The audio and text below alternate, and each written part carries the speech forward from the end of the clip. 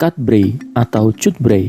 Jenis celana ini lagi viral di TikTok. Bukan cuma viral, tapi jadi semacam tren baru. Yang bikin problematis bukan celananya, tapi narasi yang menempel. Harus punya body pulen supaya bisa pakai Cutbray. Pulen itu bahasa halusnya untuk curvy, pinggul lebar, bokong berisi, pinggang kecil. Dan sekarang banyak perempuan yang stres karena body mereka belum cocok buat pakai Cutbray. Mereka diet, olahraga, dan nge-gym. Semua demi bisa pakai Cutbray.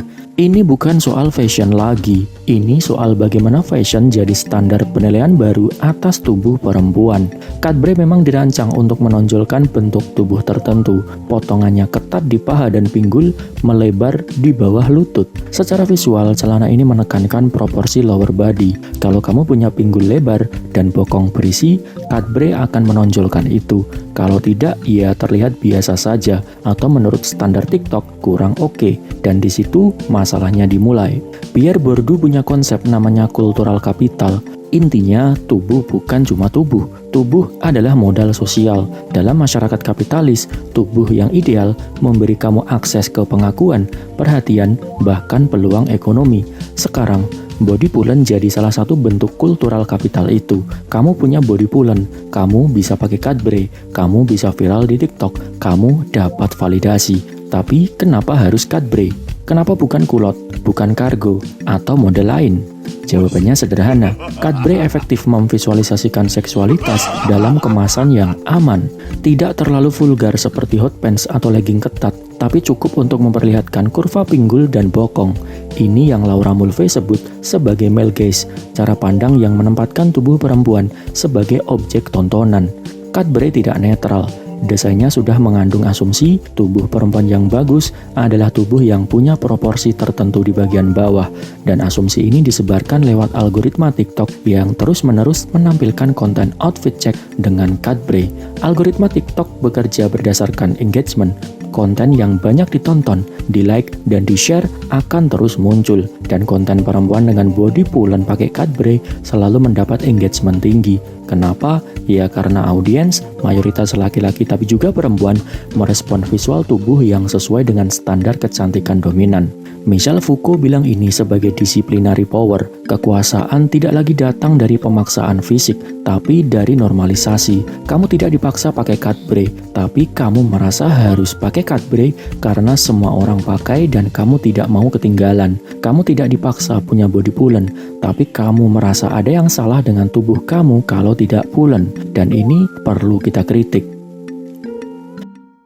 Pertama, tren Cutbray dan body pulen ini melanggengkan objektifikasi tubuh perempuan. Tubuh perempuan diukur dari seberapa cocok dia dengan pakaian tertentu, bukan dari fungsi, kesehatan, atau kenyamanannya sendiri. Naomi Wolf dalam The Beauty Myth sudah bilang, standar kecantikan adalah alat politik untuk mengontrol perempuan. Ketika perempuan sibuk mengurus tubuhnya agar sesuai standar, dia punya lebih sedikit energi untuk hal lain, seperti karir, pendidikan, atau aktivisme. Cutbray dan obsesi tubuh pulen adalah bentuk baru dari beauty myth ini. Bedanya, sekarang disebarkan lewat media sosial dengan kecepatan tinggi dan jangkauan yang sangat luas. Kedua, ini menciptakan hierarchy of bodies. Ada body yang layak pakai Cutbray, ada yang tidak.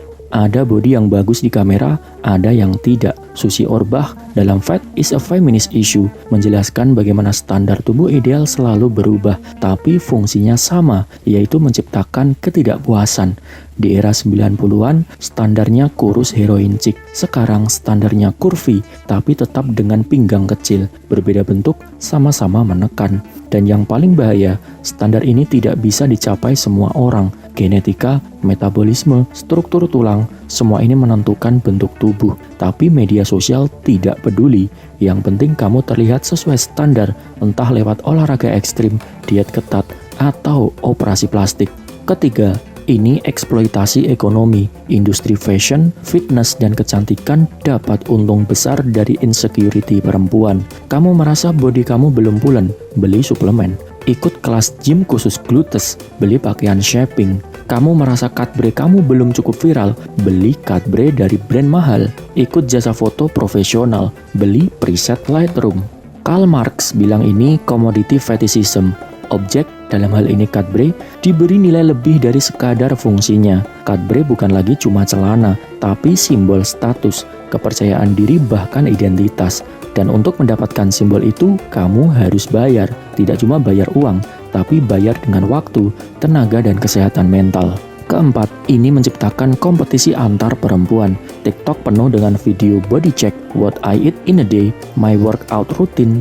Semua konten ini secara tidak langsung membandingkan tubuh satu dengan yang lain, dan perempuan yang menonton akan membandingkan diri mereka dengan perempuan di layar.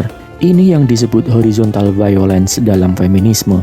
Alih-alih melawan sistem yang menciptakan standar, perempuan malah bersaing satu sama lain untuk memenuhi standar itu. Yang kurus dibilang kurang feminin, yang pulen dibilang overweight, yang tidak pakai Cadbury dibilang kurang update. Semua orang jadi hakim untuk tubuh orang lain. Kelima, narasi body positivity di media sosial sebenarnya semu. Banyak konten yang klaim body positif, tapi tetap hanya menampilkan satu tipe tubuh, yaitu pulen dengan proporsi tertentu. Body positivity yang sejati harus inklusif untuk semua bentuk tubuh, termasuk yang kurus, gemuk, pendek, tinggi, punya disabilitas, punya bekas luka, atau tidak sesuai standar apapun.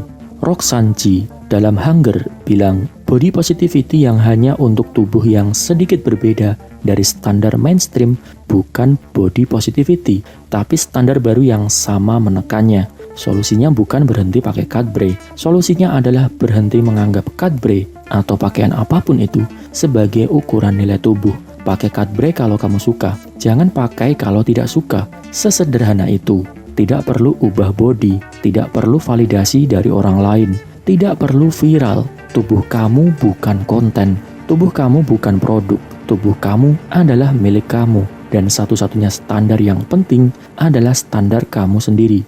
Terima kasih.